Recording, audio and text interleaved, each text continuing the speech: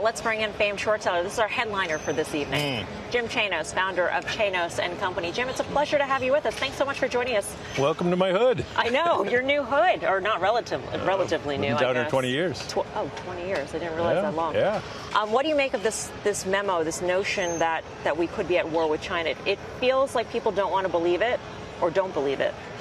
Yeah, I mean, the war in the Pacific is serious stuff. I mean, let's not forget we have a land war in Europe going on right now.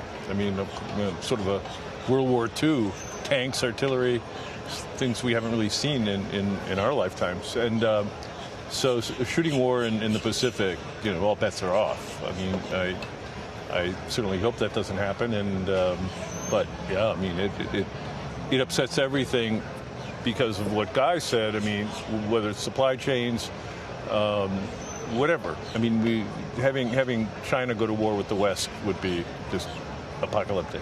How does that factor in, if at all, to your view on China and how you view that market in terms of opportunities for you? Yeah. Well, obviously, our view on China, which is now 12 years old, I mean, has been based on the financial system and the debt and real estate markets over there. And not a whole lot changes. Obviously, China will become more insular. I've been watching the China reopening trade like everybody else has for the last 6 or 9 months, and sort of marveling at it. But I don't think there's any way to handicap it from my perspective as a hedge fund manager. I mean, again, if it happens, it's the unintended consequences will be severe. Jim, do you think, though, going forward, we're just seeing, I guess the situation with Russia and Ukraine was simple. U.S. multinationals had to take a stand about the Russian aggression. It's a little different with China. When you think about our reliance from a manufacturing standpoint, our U.S. multinationals' interest in that emerging middle class, which has been a part of the bull case for 20 years now in China, how would that play out? Because I really feel like that could change the dynamic for a lot of U.S. companies. Yeah, I mean, I think that we're far more intertwined into the Asian economies, in particular China. And so anything that would end that and bring this into a Cold War, much less a shooting war, I mean, just has to be just a major event for not only markets but geopolitics. I mean, it's scary stuff. Jim, we talked about multiples of this market, expensive, not expensive. I mean, at 30,000 feet, what are your thoughts? I mean, again, that don't fight the Fed mantra that's been out there. For some reason, people want to look past it when it doesn't sort of line up with the market going higher for them. Well, I think we don't try to time the market, but like anybody else, I have opinions, and things are not cheap. I mean, they're not as expensive as they were, say, a year and a half ago. On the other hand, the market is at 18 times forward.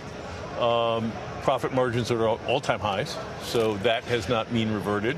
And one of the most mean reverting time series in all of economics and finance is corporate profitability.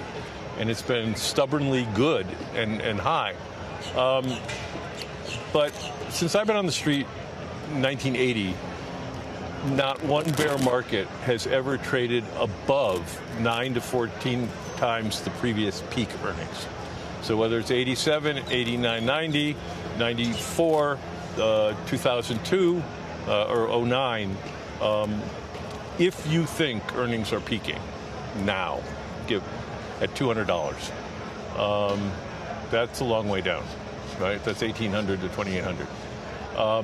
We're not anywhere near that, and so you have to hope earnings hold up, and you have to hope. I mean, look, right now the market in the space of really 6-7 months has gone to corporate profits are going to be up 12% this year.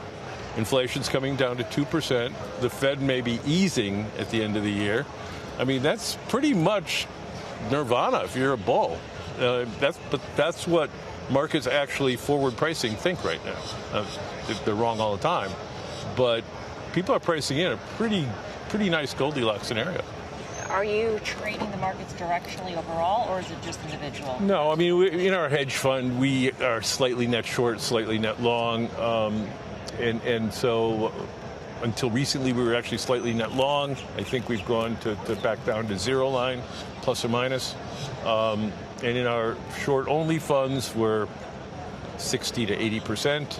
And so it just depends on the individual names in those. And we try not to take a lot of systematic market risk in our hedge fund.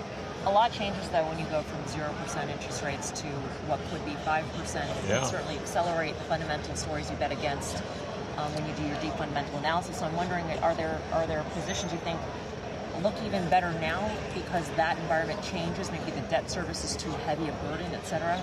Well, one of the areas I'm marveling that has held up as well as it has, with a couple of exceptions in subsectors like office, has been commercial real estate. I just don't get people buying almost any kind of commercial real estate that doesn't see good demand at this point at 3%, 4%, 5% so-called cap rates. It makes no sense. And SL Green, which we are short, New York offices, been short now for a couple of years, trades at a 5% cap rate, and it's levered massively to its cash flow. And I just don't want to buy New York office buildings right now at a 5% cap when the balance sheet is leveraged 15 to 1. It just makes, and there's all kinds of stories like this out there in the commercial real estate. As you know, we're short the data centers, which I think is one of the worst businesses I've ever seen. They trade at 100 times earnings. And earnings are the metric because CapEx equals depreciation. And so there's just all sorts of odd anomalies in the valuation space of things that are just in the stratosphere still that sort of make no sense to us. Yeah, sometimes things look cheap and they're actually more expensive than, like the Intel quarter, for example, was a disaster in that world. Debt ceiling, politics are boring. We don't really talk about them. And I'm not suggesting we're going to go down 2011 path when U.S. debt got downgraded. But it's clear that there's a faction of people that want to push the envelope on this. Is that something that concerns you, or we just sort of slide through this like we typically do? No, again, it's another that would be kind of another black swan that no one thinks will happen, including me. Just when push comes to shove, I think we're going to pay the interest on our debt. But who knows? It could be wrong.